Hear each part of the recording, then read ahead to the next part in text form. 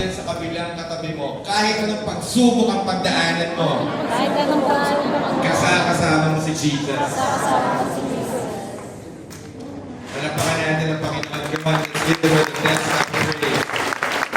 Praise be to God. Magandang gabi sa ating lahat.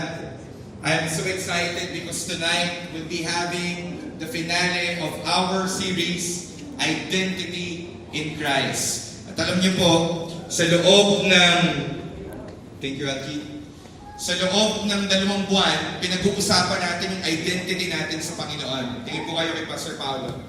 Gaya ng lagi kong binabanggit, napaka-importante ng identity. Pag nalaman mo ang identity mo, alam mo kung saan ka tatayo at saan ka lulugar. At ang identity mo ay napakamahalaga. At sa Panginoon, tayo po ay may mga identity. May nakikita tayo ngayon sa mga young professionals, yan ang nangyayari. We are seeing right now young professionals being restored, being encouraged by the Lord. At hindi lamang po dito sa Batangas. What you're seeing right now are leaders of different anointed professionals in different areas in Calabarzon. And praise be to God, ditong nagdaan, ang dami-dami mga A-groups ang nabubuksan. At ito pa yung maganda, bumabalik yung Bible, yung salita ng Diyos, sa buhay ng generation natin. Sabi mo sa katabi mo, may purpose talaga si Lord in our generation. Nito nagdaang Saturday, we went to Manila. There are a lot of young professionals in Manila, 95 young professionals. These are leaders of different anointed professionals sa iba't ibang parte ng Maynila. And we are seeing right now talagang kakaibang revival ng Panginoon. Nakakakita tayo ng mga young professionals na nabubuo muli. Sabi mo sa katabi mo, bubuuin ka ni Lord ngayong 2025. Hindi lamang yun. We see right now hearts, broken hearts being restored by the Lord. Alam mo, sobrang tindi nito. Sobrang tindi kasi kung wasak ang buhay natin, may purpose ang Panginoon sa atin para buuin ito. At ito ang matindi. Hindi hahayaan ng Diyos na wasak tayo. Kaya ang nakakatuwa ngayon, we are seeing young professionals being empowered and strengthened by the Lord. At alam mo, time will come, and that is very, very near. We will live this itong level natin. Ang bahay kasi ng AP is the 8th floor. But can you roll your eyes right now? Can you please roll your eyes right now? Alam mo, maya-maya puno na tayo. At alam mo kung mangyayari? We will transfer to the main hall of the church. Amen? And we see right now people receiving the grace of the Lord. We are seeing right now hearts surrendering to God. Mga young professionals, single parent, mga nagtatrabaho, hinihipo ng Panginoon. Bakit? Because it is now. It is time. And we see right now broken pieces being restored by the Lord. Sabi mo sa katabi mo, kasama ka doon. Kasama ka doon. Nakakatuwang makita na nagkakaroon ng pag-asa yung generation natin. Yung generation natin medyo problematic. Bakit, Pastor Paolo? Tayo yung generation na humaharap sa adulthood na walang nagturo sa atin sa adulthood. Tayo yung generation ng mga bagong graduates. Tayo yung generation ng mga nagsisimula. We are pioneering something in our lives. At ito yung magaganda. Hindi ka iiwanan ng Diyos na mag-isa. Kasi ang gagawin niya, tutulungan ka na sa journey ng buhay mo. Sabi mo sa katabi mo, hindi ka mag-isa, kasama mo si Lord. Kasama mo si Lord. And we see right now, young professional encouraging one another. Dati-dati ikaw yung pinag-pray. Pero ngayon, may heart ka na ngayon para mag-pray sa iba. May heart ka na ngayon na mag-reach sa iba. At hindi lamang yun. Yung heart na to, very genuine. Hindi ka plastikan. Sabihin mo sa katabi mo, lahat ng ginagawa ng Panginoon sa buhay mo, Lahat ng ginagawa. come on, tell it to your neighbor, ay totoo.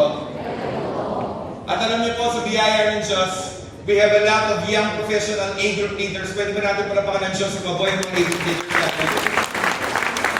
They are reaching this generation for Christ, and they are coming together pumupunta sa iba't ibang lugar, alam niyo yan, giving time. These are all working people. These are jobs. May kani-kanila mga businesses, pero they're able to spend time and give their time in reaching other people. Sabihin mo sa katabi mo, God has a great plan in your life. Nakakatawa po, pakita ko na nito, yung mga A-group natin, nag-mentor na din ngayon. I just want to give glory to God sa buhay ni na DJ at sa Raquel. Kakagalang lang nila sa Alabat Island. It's an island in Quezon. And they gather them, yung mga young professionals, sa biyaya ng Diyos. We even have an online platform. Kung hindi ka maka-attend ng face-to-face gathering, we have an online platform for you sa Zoom every Sunday, 7:30 p.m. para ma-reach out ka. So talaga may ginagawa ang Panginoon sa generation natin. Palapakan natin si Jesus. At ngayong gabi, pag-uusapan natin ang isang topic na malapit sa ating puso. Sa puso ng bawat isa. Dahil alam ko, minister tayo ng Panginoon. And everybody basa, ang topic na pag-uusapan natin is 1, 2, 3, go! Anchor! Nalaman na natin ang identity natin sa Panginoon. That we are an overcomer, we are a child of God, and we are chosen. We are not rejected, but we are chosen. At yung identity na yan ay naganap o natanggap natin because of our relationship with Jesus Christ. Everybody look at Pastor Paolo. When you started to place your faith in Jesus, when you started to open your heart to Jesus Christ, you received right now a new identity which is not of your own identity, pero bagong identity. Ikaw ay overcomer, ikaw ay child of God, at ikaw ay chosen. At ngayong oras ito, ikaw ay anchored. Ano bang ibig sabihin, Pastor Pablo, ng anchored? Ano ba yung pag sinabi mong anchored? Anong ibig sabihin yan? Pag sinabi po natin anchored, I want to show this picture.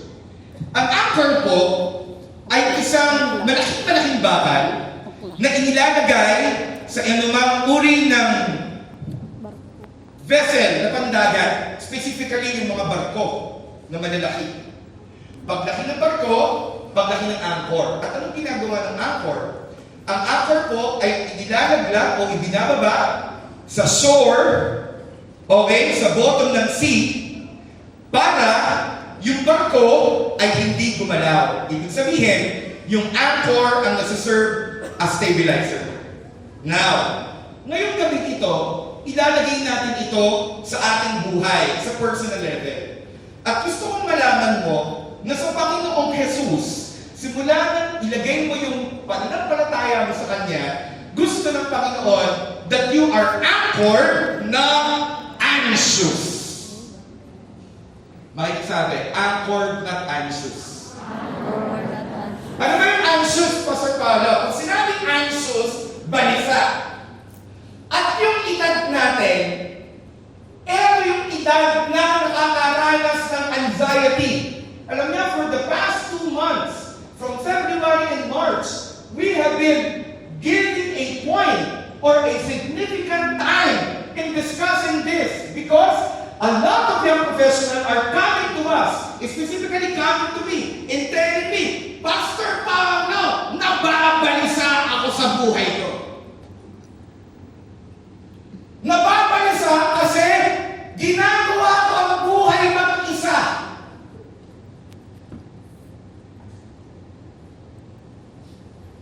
Pero hindi ko kailangan mabalisa kasi pwede pala ang buhay natin nakaangkla sa pinakamalakas. At sino yun? Hindi yung katabi mo, hindi yung family mo. Sino yung pinakamalakas? Si Jesus Cristo. Amen. Kasi sa Jesus, kapag siya yung ginawa mong angkla ng buhay mo, stable. Sabi mo sa katabi mo, stable. Eto kasi, to be anchored in Christ is to know I am not shaken. Tingnan mo, Pastor Pao. Lahat naman dadala sa problema. Wala naman ditong parang nakaupo ka lamang sa green grass maghapon. May nagsusubo sa iyo ng mansanas, ng ubas. May nagpapaypay sa iyo. Alam mo ng buhay, ito na yung bilang sa atin. Siguro talaga ito sa mga contrary, yung mga Sikh, mga hari. Okay? Tayo, dadaan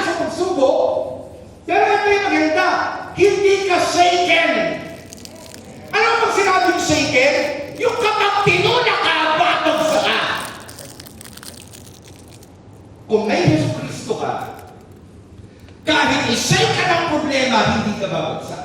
Amen. Hindi ka din alone. Sabi mo sa katabi mo, hindi ka nag-iisa. Hindi ka nag-iisa. At ito yung matindi. Dahil ikaw ay anchored, kapag may bagyo, you are not at the mercy of the storm. Ulitin ko. You are not in the mercy of the storm. Ano ibig sabihin nun? Ibig sabihin, pag may problema, hindi yung problema ang nasusunod. Hindi yung problema ang master mo. Master, parang bigat ang problema ko. Ayoko na. Tingnan mo nga yung katabi ko. At tumingin ka sa akin. Kaya yan nakatayo ngayon. Kasi sinusustain niya ng Panginoon. Hindi mo man alam kung alam mo. Kung ikaw yung wala ka ng walang si Jesus. And this is what I love about it. We are held by the one who calms the storm. Do you know that our Lord Jesus Christ is a God who calms the storm? Ang Panginoong Jesus. Ito ako magpatigil ng bagyo. Kaya kung may bagyo ka ngayong gabi, titigil yan. Amen. Sabihin mo sa katabi mo, titigil yan. Tigil yan. Hindi mo nakikita ang angkor. Bakit? Nasa ilalim siya ng dagat. Hindi mo siya nakikita pero nandun siya. Just like our Lord, you may not see Him physically, but He's there. Amen. Bakit kung nag-word exam ka, pumasa ka? Talino mo? Uy. Kung ano, Lord? Bakit kung nag-open ka ng business, nagtagumpay ka, dahil nagaling mo? Kung ano, Lord? Bakit nung time na ayaw mo na, bigla kang tumayo at nagka-vision ka, dahil nagaling mo? Hindi! Because of that anchor that you don't see, but it exists. It's there. It's your stabilizer. That's the reason you're not sinking. Come on. You can do better than that. Can we give them the best?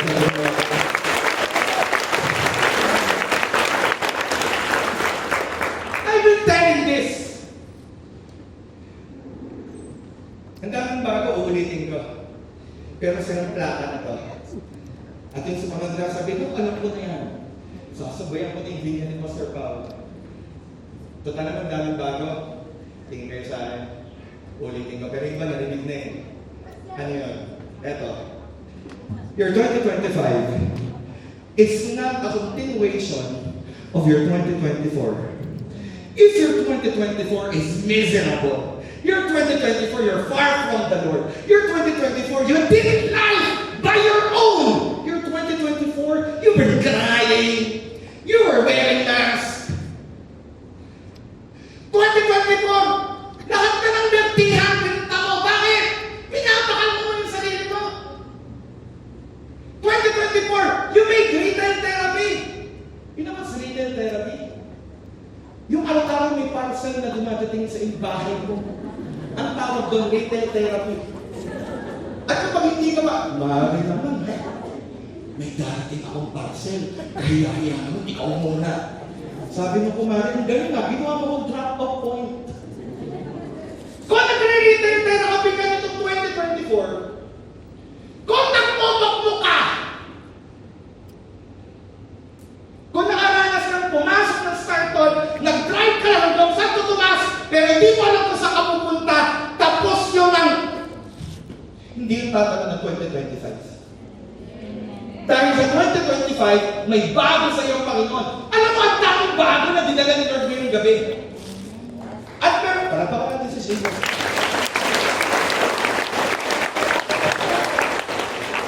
Kasi meron siyang gusto na malaman mo ito. Tingin sa screen. Hawak ka ni Lord, di ka mag-isa. Hindi ba sa atin, naniniwala, mag-isa ako eh.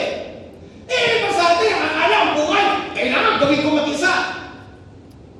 Di mo kailangan gawin buhay mag-isa. At nakakapagod mag-isa.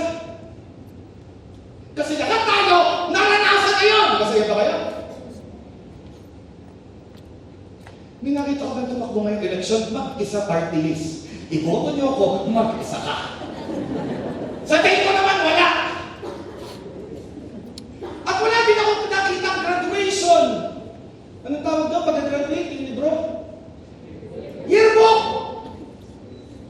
Na-create ng quotation, mag-isa forever for life. Walang ganon. Kaya sabi mo sa katabi mo, hawak ka ni Lord, Hawa ka ng Lord. hindi ka mag-isa.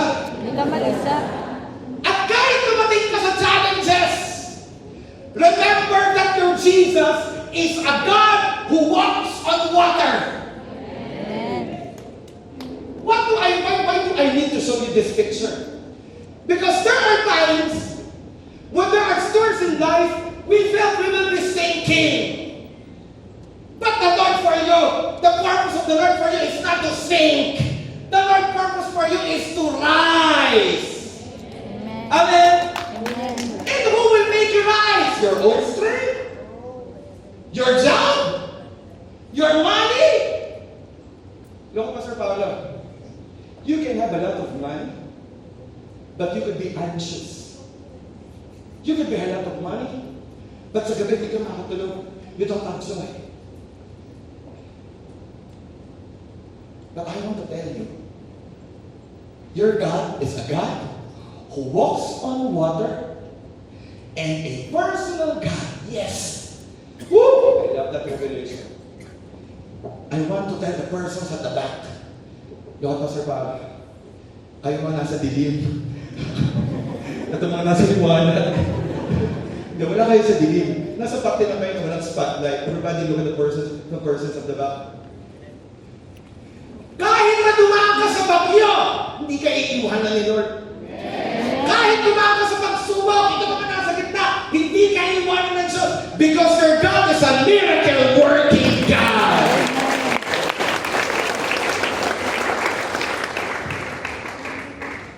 Even if life feels out of control, I'm not helpless. God is still in charge. I'm safe with Him. Amen. Ready ka na? I'll give you a verse. Woo! I feel God's presence in this place. You know what's good about God's presence? You cannot understand it, pero inside of you, you're starting to have peace. You started to have joy. I spoke to somebody, sabi niya, Pastor Paolo, when I was attending AP, it's my first time to attend AP. I don't know what will happen. Sabi ko nga sa inyo, pag first time kumatan ng AP, pakiramdam mo, fish in a new aquarium. So you're in the side. Alam mo naman gusto mo kumuha talaga ng bunete, pero syempre first timer. Yeah, po. Pero sa totoo lang, kung ikaw talaga, sarap mo nang kasi peanut butter, tapos may coffee. Tapos ako naman, invite ako na invite ko, sige mo na tayo, hindi po, busog po ako. Pero yung kabilang inisip mo, ano ba, hindi ka busog. Gutom ka! Ready ka na? Philippians 4:6-7. And this is my prayer. Huwag kang lalabas ngayong gabi nito na hindi ka tinouch ng Panginoon. And this is for you. Palaban natin si Jesus.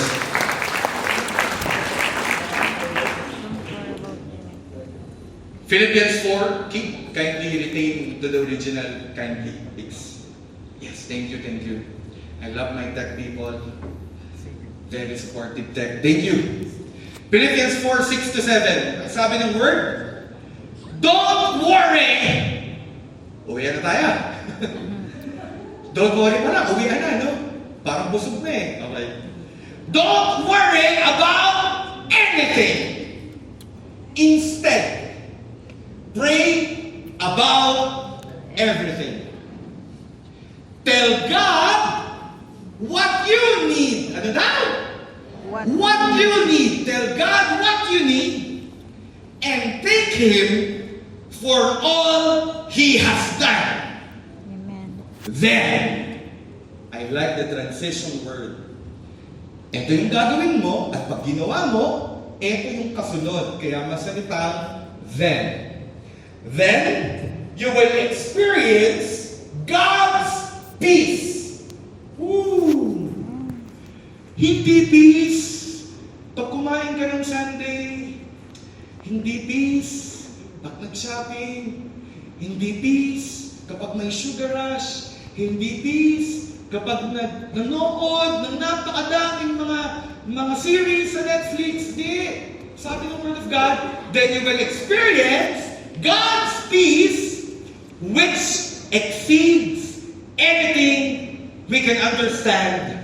His peace will guard your hearts and mind as you live in Christ. Napakagandang word ng Panginoon. Isa-isahin natin. Ang sabi ng Bible, ang sabi ni Jesus, ay ito, sa atin. Don't worry about anything. Yung professional. Ang worry ay nararanasan ng bawat isa. At ang worry ay nanggagaling sa place of fear. Doon nanggagaling ang worry. Sige po, picturean ninyo, i-save ninyo, i-story ninyo. Pwede kayo magtaas ng cellphone ninyo, walang problema. So kung sa pala in place of fear, ano yung kinakatakot? Fear of the unknown. Pastor Paul, nawalan ako ng trabaho eh. Tapos yung kumpanya ko, hindi kami binigyan ng separation, wala kaming pay. Pastor Paul, ako yung nagpapaaral sa kapatid ko eh. Pastor Paul, yung client ko umurong eh. Isa yung inaasahan ko para, syempre ngayon, kakatapusan, magpapasweldo huli kami ng tao. Pastor Paul, humina yung industriya namin eh. Fear of the unknown. Hindi ko alam ang gagawin, Pastor Paul. Hindi ko alam kung ano mangyayari. Fear of the unknown. Fear of loss. Fear of failure. Or fear ng being in control. Kaya ka nag-worry. Ibig sabihin, kung ikaw ay nakakaranas sa mga ito, dyan nanggagaling ang worry. Eh, saan ngayon nakakakuha ng power ang worry?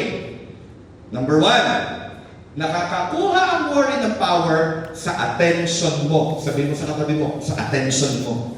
Sa attention mo. Look at Pastor Paul. Kung ano ang binibigyan mo ng attention, yun ang lumalago. Kung nasa ang focus mo, yun ang lumalago. Bigyan mo ng attention ng kalusugan mo, bubuti ang kalusugan mo. Bigyan mo ng attention ng business mo, balikan mo ulit, bubuti ang negosyo mo. Bigyan mo ng attention ng family mo, mare-restore ang family mo. Siyempre, lahat ng ito with one denominator, isasama at laging kasama ang Panginoong Jesus. Now, kapag ang worry, ang pag-aalala, o yung bagay na worst case scenario, yun ang lagi mong binigyan ng attention. Lalago yun. At eto ang matindi. Bibigyan natin ang pag-alala ng space sa ating lugar. Can I invite right now, look, here dito. Kailangan ng sakristan. Masangkat-angkat ko itong sakristan. This is my space where I have my faith, I have my belief in God, and I have my peace. Kapag sinimulan ko mag-alala sa isang bagay, nawala eh.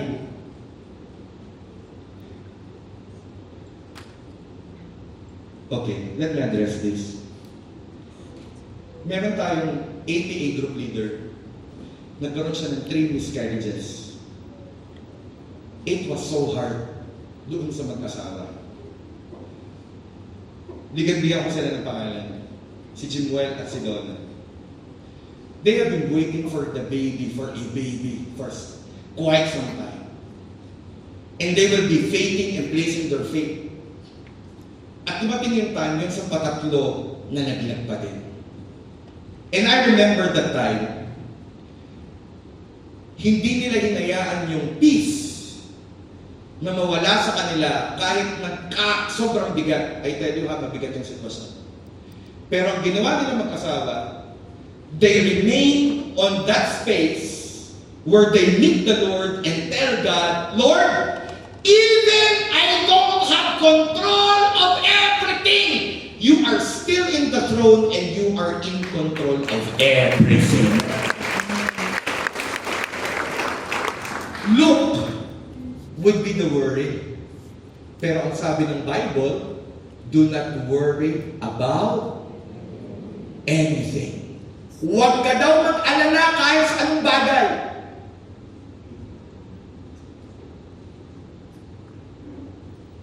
So worry will try to enter in my space. At kapag nandun na siya, ang laki niya. Itatry niya ako ngayong ilagay sa likod. Hanggang ang makita ko, hindi na yung liwanag. Ang makita ko na ngayon, siya. You get me? So ang mangyayari ngayon, dahil siya na yung nasa unahan ko. At hindi nangyayari, gusto ko ng normal na buhay. Gusto kong lumabas sa kaibigan ko. Gusto kong gusto kong attend ng church. Gusto kong magtrabaho. Talo na ako. Palabanan natin na Lord sa buhay ni Lord. Pero dahil minagnify ko ang worry, lumaki siya kahit hindi naman pala siya dapat maging malaki. Wow. Ang kinahaharap mo ay hindi mas malaki sa'yo. Ang problema mo ay hindi ka kayang i-overpower. Yung pinagdaraanan mo ay maliit sa totoo lang. Dahil may mas malaki kang Diyos na ang pangalan ay si Jesus na mas malaki sa worry. Eh, yung palang worry yan ay mas malakas sa Diyos. Eh, di dapat sinasamba natin ang worry mo. Eh, di kanina ng praise and worship, ang sinamba natin, hindi dapat yung si Jesus. Kung yung palang worry mo, mas malaki pa sa Diyos, hindi dapat pa na sinamba natin. And, ano bang minu-worry natin? Career. Yeah. Ang pangit career forever, I lift up my hands to you, career. Di bagay! Buti na lang hindi career ang Diyos natin. Amen. Kung tinatamaan ka nito, pumanapakag ni Lord ng malakas. Woo! Kahit ako. Kumukuha ang buwan ng kapangyarihan sa takot. Takot ka kasi hindi mo alam kung saan ka pwedeng sumandal. Kasi hindi mo pa nararanasan si Jesus. Naniniwala tayo sa lies, kaya makapangyarihan ng worry. At ano ang lies? Na hindi ka nasasamahan ng Diyos. Dead end ka na. Hindi mo ito kayang i-handle. Malaki na ang lugi mo, talo ka na. Hindi ka na magkaka-baby. Hindi ka na aasenso. Hindi mo matatagpuan ang kaligayahan at hindi ka magtatagumpay dahil nag-fail ka. Diyan sa mga bagay na yan, kumukuha ng lakas ng worry. We're trying to get control of everything. At habang kinukupkup mo yung idea na ikaw ang may control ng lahat ng bagay, lalo ka mag-aalala. Itutulog mo na lamang sa gabi. Hindi. Kailangan mo isipin, mayroon sa trabaho bukas. Pipikit ka na ng pikit. Yung brain mo, hindi mo isip ka. 2 o'clock na, utang na loob, natulog ka na! Bigyan natin ng revelation. Hawak ni Lord ang bukas, matulog ka. Amen. Sabi ng isa, hindi! Pwede pa na ako magpahinga! Pwede pa na ako mag-relax! Sabi mo sa katabi mo, don't worry about everything. Don't worry about anything. Everything. Don't worry about anything. Sabi ng Bible, instead, ito yung sinasabi ng gawin mo. Huwag ka daw mag-worry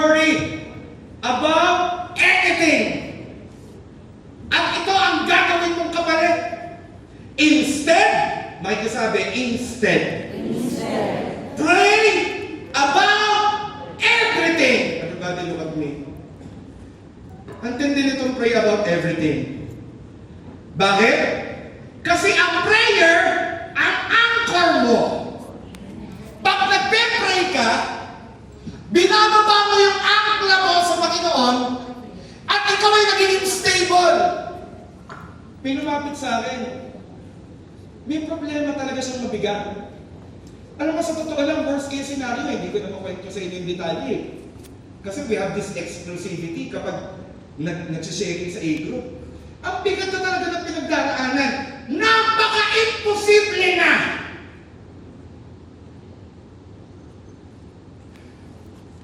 Pero hinilusan ng Panginoon.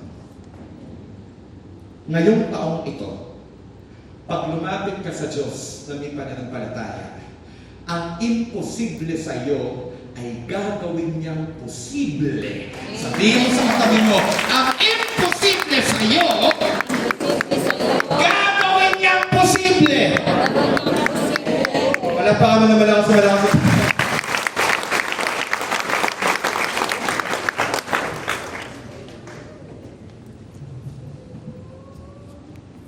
Young professionals, prayer isn't a last resort. It's a stabilizer. Yung iba sa kalang magpe-pray, pag malala na ang sitwasyon. Eh kung wala pang laban, magpe-pray ka na. Eh nakakatamad, Pastor Pao, labanan mo! Sa tuwing tinatamad ka, doon ka mag-pray. Hindi ako marunong Pastor Pao na mag-pray eh. Sumama ka sa mga ganitong gawain, ganitong mga services. Sumama ka sa young professional, sa anointed professional. Kung nasan ka, sabihin mo sa katabi mo, ang prayer, stabilizer mo. You know what happens when you pray? These storms will attack you. Fears! Itatry ng pabagsakin ka. Worry! Pero alam mo ang nangyayari?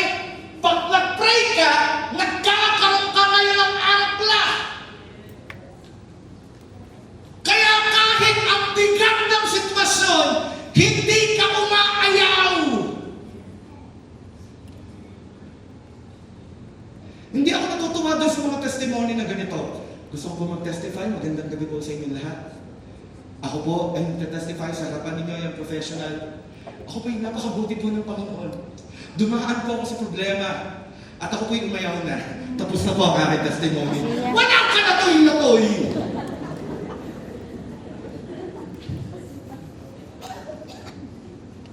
Bakit na ba ganang testimony may pinaanak ka pagsubok?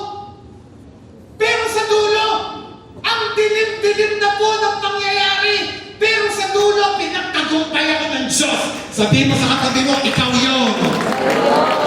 Kaya ano gagawin? Sabihin mo sa katabi mo, pray! Lapit kay Lord! Lapit kay Lord.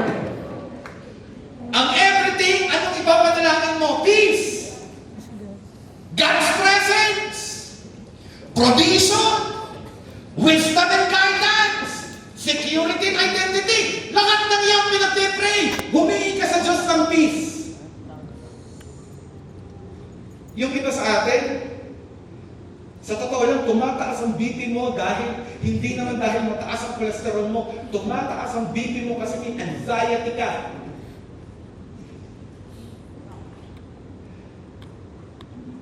Kailangan mo ng provision. May kumausap sa akin Pastor Pao, pwede ba lang humingi sa Diyos ng specific? Sabi ko, oo. Hala. Sabi ko, bakit? Ngayon ko lang nalaman, ang tagal-tagal ko. Ang prayer ko lang sa Panginoon ganito, Lord, kung anong ipagkaloob mo, yun na lang. At wag ka magpe-pray ng sana. Lord, sana po. Lord, sana po matanggap. Lord, sana po gumaling. Alam mo, pag nag-pray ka lang sana, you're not stable. Hindi ka nagtitiwala. Ako ay may anak, ang pangalan ni Caitlin. Alam niya na anak ko siya. Kapag po kami nakain sa hapunan, at magpapaabot yun ng ulam sa amin, halimbawa, magbigay kayo ng pangalan ng ulam, kasi apretada, kumari apretada. Hindi mo yan gaganito sa akin. na ang matai parang papi ay, Papa, sana po pagkalooban niyo po, paabot po ng ulam, sana lang po, Papa. Alam mo, pagkaganon sasabihin ko, hindi mo ba alam anak kita? Ang sabi ko, hindi mo ba alam anak kita? Woo! Kapatid, humingi ka kasi anak ka!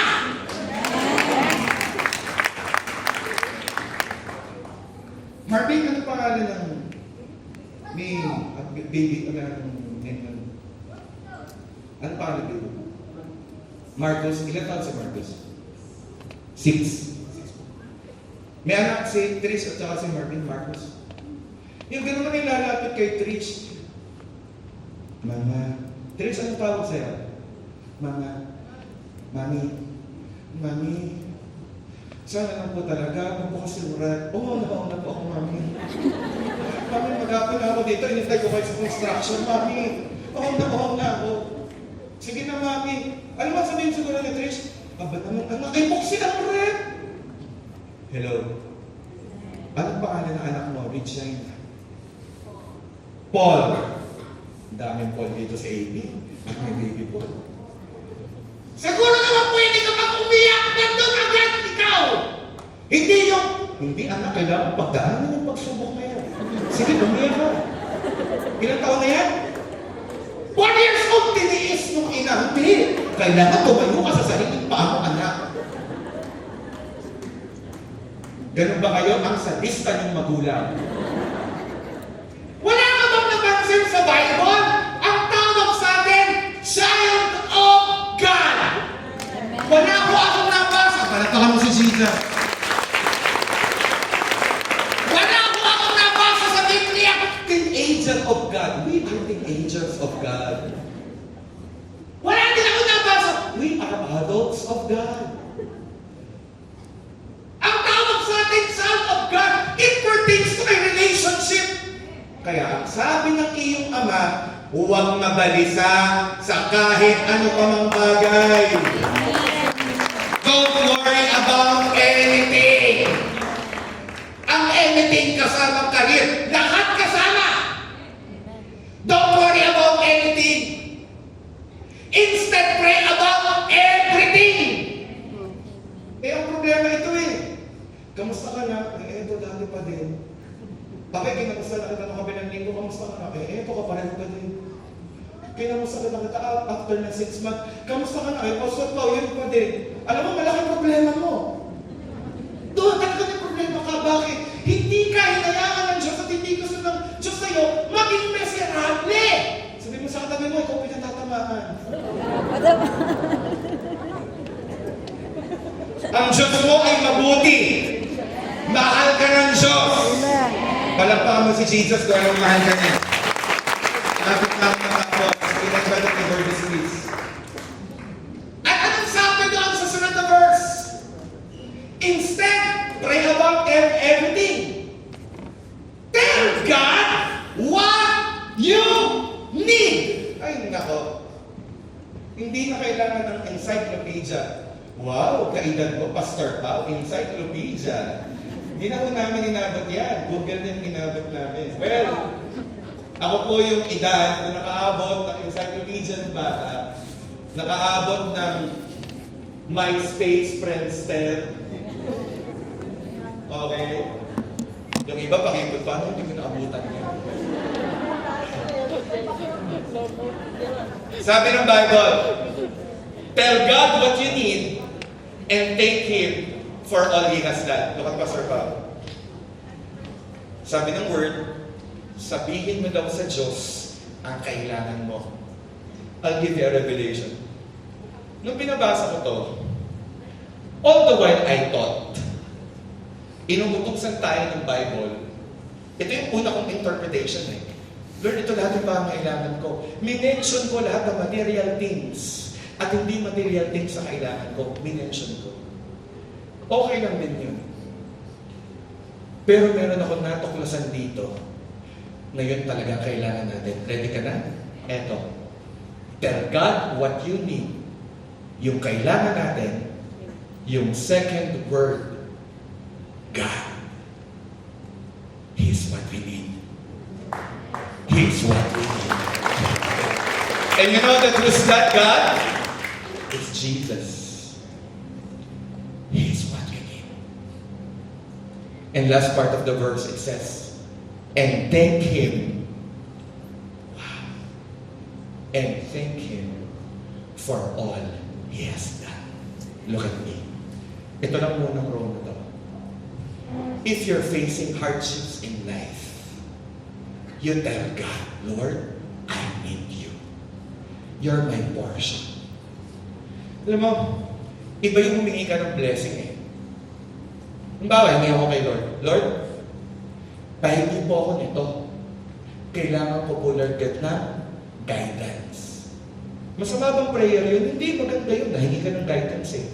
Pero mas palalimin natin, Lord, pwede ba? Samahan mo ako. Kasi pag sinamahan mo ako, sure wala ako. Makakarating ako dun sa dulo. Pag sinamahan mo ako, Lord, alam ko, magtatagumpay ako.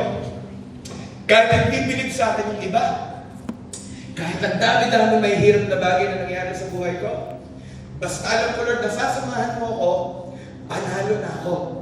Yun ang sinasabi ng Bible, tell God what you need. At habang ginagawa mo yun, makakakita ka ng pagbabago. Nagkakaroon ka ng kapayapaan sa puso mo. Dati hindi ka makatulog ng 8 hours. Dati, lagi ka nagigising ng madaling araw. Actually, meron dito, nag-a-acidic ka. Yung kapag gabi, kapag nakahiga ka, bigla ka nalang nagkakaroon ng acid reflux. Alam mo, hindi yun dahil sa kinakain mo, dahil yun sa sobrang stress.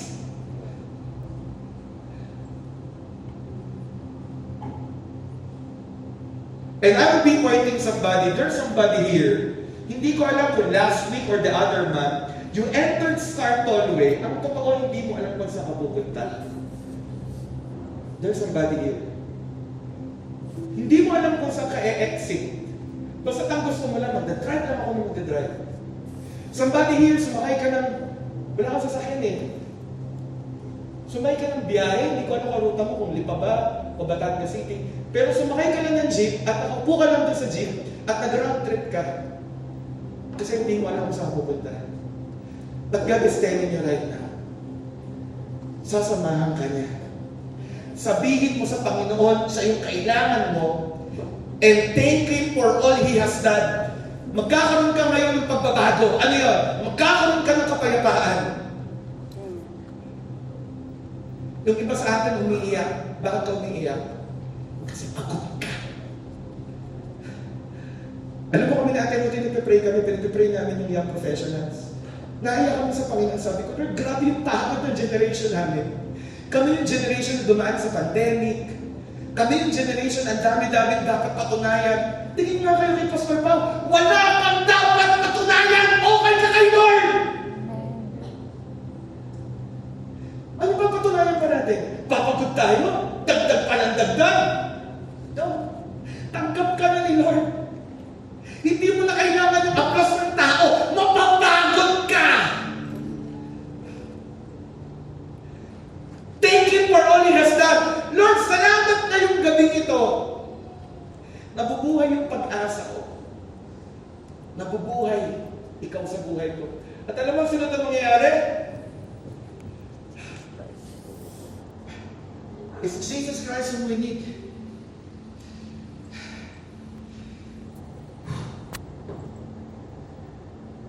God is in this place. Malapit ako matapos. Sorry, nag-overtime na ng konti. Last part of the verse. Then you will experience, wow, mararanasan mo ang peace. Ano daw? Mararanasan. Ibig sabihin, hindi mo napakinggan, hindi mo nabasa, gigising ka na lang isang umaga. Bakit hindi na ako malungkot? Bakit hindi na ako nag-aalala? Bakit hindi na ako nagkakapot? Kasi nawakan Jesus! At alam mo itong peace na to, describe ng Bible, which exceeds anything we can understand. Naghihintay ka ng answered prayer, pero masaya ka. Nag-iintay ka ng sagot, pero hindi ka natatakot, hindi ka gaganong dati. Kasi may peace. At ito ang sabi, His peace will guard your hearts and mind as you live in Christ. Malapit ako matapos, so me. Na-research ko yung guard. Wow. Na-research ko yung ibig sabihin ng guard. Ang ibig sabihin pala ng guard, sa text na yan, sa sinulat noong Greek word, ang Old Testament, sinulat siya ng Hebrew. Ang New Testament, sinulat siya ng Greek. Nung na-research ko, ang ibig sabihin ng guard, sundalo! Yung peace ay parang sundalo na nagbabantay. Di ka, Carlos? Di ka ba mamusi? Takbo. Carlos pa mamusi. Wala ko naman sa kalastan dito eh. Masarap sila, hindi ka dito. Come on. Ang sabi, and that peace will guard your heart and your mind. Yung peace, parang sundalo. Actually, the term, hindi palpakan. Ang ginamit na term, pag inaral niyo ang Bible, ang sabi doon, sundalo siya. This is your heart. Look, good guy naman yan si Luke. Sundalo. Siya yung peace. Coach Cole, wala ko ng mga malalaki. Zay, dito ka na. Luke, dito ka na. Coach Cole. Dito.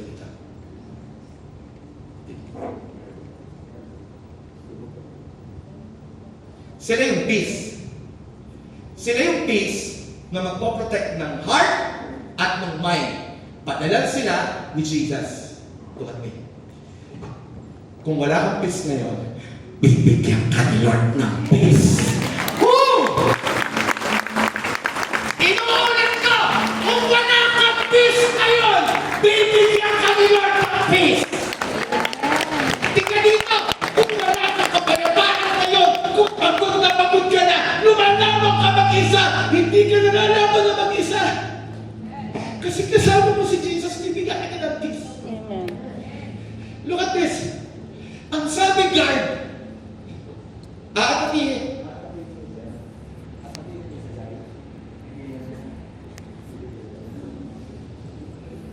Worry, anxiety, attack. Sige. Yan ang peace ni Lord. Yan ang peace ni Lord. Yan ang ginagawa ngayon sa'yo ni Jesus. Kung ikaw yan, palapakan sa rin ng malakas. Pwede ka ba tumaya? Everybody stand up. Sorry, nag-overtime tayo.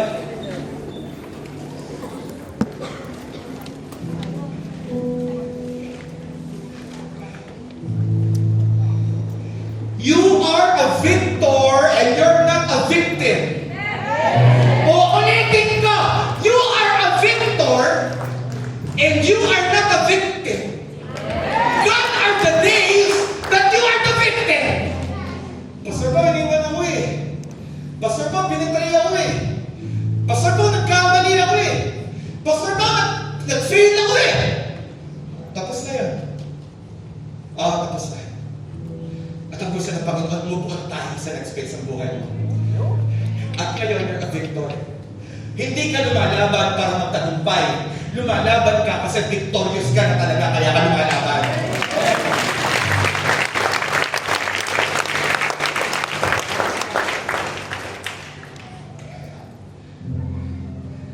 God is attacking something right now.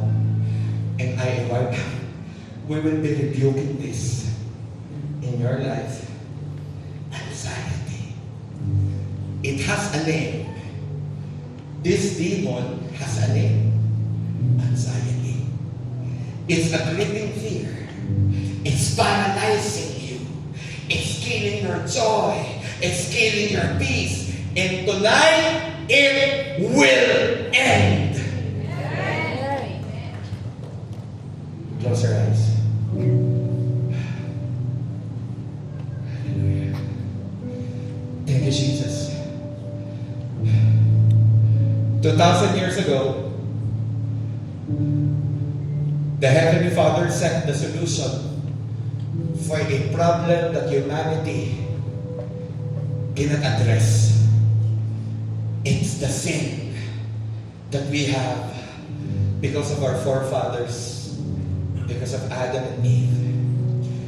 Basta may pusod ka, may kasalanan. At dahil sa kasalanan, nagkaroon ng problema, nagkaroon ng sickness, nagkaroon ng tragedy ang tao. But 2,000 years ago, more than 2,000 years ago, pinadala ng Diyos ang sagot. At si Jesus yun. Come on, close our eyes. And right now, that Jesus died on the cross for you and me. And tonight, if you will receive Him as your Lord and personal Savior, He will enter in your life and He will change your life. What does it require me, Pastor Paulo? Just a prayer of faith. And if you want it to happen in your life, repeat after me. Say, Lord Jesus, I come before you. I don't want to do my life by my own. Forgive me for my sins. Forgive me for my iniquities. Cleanse me with your blood. Lord Jesus, enter in my life as I receive you as my personal Lord and Savior. Come into my life. Heal me. Be with me. Save me. Write my name in the book of life. Thank you, Jesus. This I pray. In your name. Amen. Manatili ka nakapikit. I'm going to pray for you. And tonight, God will give you freedom from anxiety.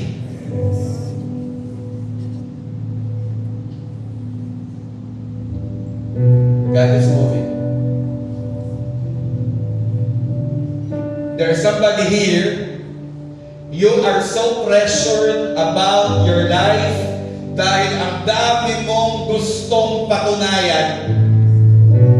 And I'm telling you right now, wala kang dapat patunayan, mahal ka ng Diyos.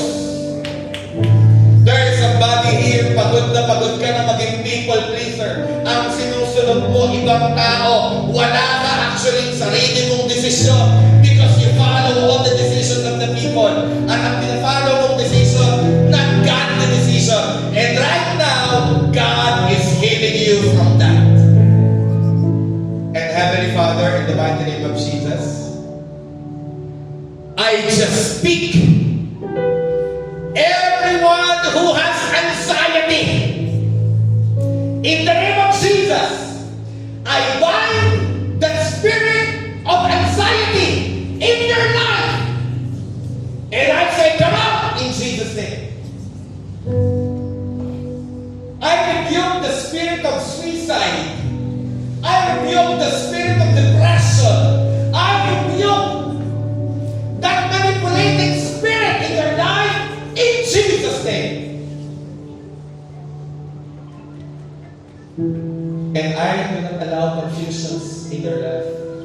I declare right now that you are receiving the grace of God, the peace of the Lord, and His love. And right now, in Jesus' name, everybody close your eyes. Walang titingin sa katabi. Walang titingin sa katabi. Taas ang kamay. Nitong nagdaang linggo, sinabi mo parang ayaw mo na. Taas. Walang titingin sa katabi. Walang titingin sa katabi. Yung sinabi mong ayaw mo na. In the name of Jesus, I declare right now sa lahat ng mga nakataas ang kamay na ito na ayaw na. Bigyan mo ng lakas. Bigyan mo rin ng sigla. Bigyan mo ng kapangyarihan mo, O Diyos. And right now, receive in Jesus' name. Baba ka tayo. Walang pumulan. There's somebody here. I don't know kung tatlo kayo o dalawa kayo. Nag-isip ka ng suicide. Taas ang kamay. Sige, huwag ka matakot. Oh! Wala magmumula. In the mighty name of Jesus, I rebuke that suicidal spirit in you. Hindi ka tinitawan ng Diyos at hindi patapos sa iyo. Baba kamay. Somebody here, I don't know if you're 10, you hated your family. Taas ang kamay. Taas ang kamay. Come on, taas ang kamay. I will be praying for you. Yes, kayo yun. Walang magmumulan. Sa pangalan ng Panginoong Jesus, I declare restoration of the family. I declare your greater power to manifest. And I declare it now to happen in Jesus. Kasi lahat na gusto tumawag sa Panginoon pa. Come on, raise your hands to God right now. Father, in the mighty name of Jesus, I declare the peace of God. I declare the love of God. I declare the joy of the Lord.